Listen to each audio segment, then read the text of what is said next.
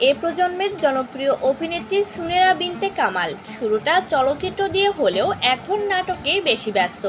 হালের অন্যতম জনপ্রিয় ধারাবাহিক নাটক এটা আমাদেরই গল্পতে সায়রা চরিত্রে অভিনয় করে দারুণ দর্শকপ্রিয়তা পেয়েছেন। এমনকি দর্শকের কাছে তিনি সুনেরা থেকে সায়রা নামেই পরিচিতি পেয়ে গেছেন। শনিবার রাতে নাটকটির সাকসেস পার্টি অনুষ্ঠিত হয়।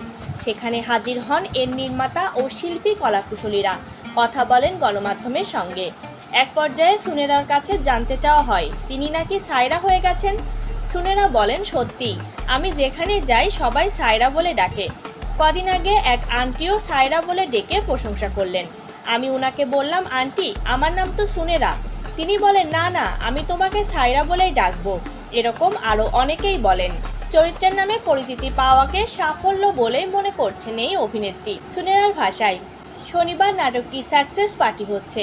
তো দর্শক আমাকে যেভাবে সায়রা হিসেবে গ্রহণ করে নিয়েছেন, নিজের পরিবারের সায়রা মনে করেছেন, এটা আমার জন্য একটা বড় সাফল্য ও অর্জন। অনুষ্ঠানে আরও উপস্থিত ছিলেন নির্মাতা মোহাম্মদ মোস্তফা কামাল রাজ, অভিনেতা ইরফান সাজ্জাদ, খায়রুল বাশার, অভিনেত্রী কেয়া পায়েল সহ অনেকে। উল্লেখ্য, 8ই মে ধারাবাহিক নাটকটির শেষ পর্ব প্রচারিত হয়েছিল। সামনে এর নতুন কোনো সিজন আসবে কিনা তা এখনও নিশ্চিত করেননি নির্মাতারা।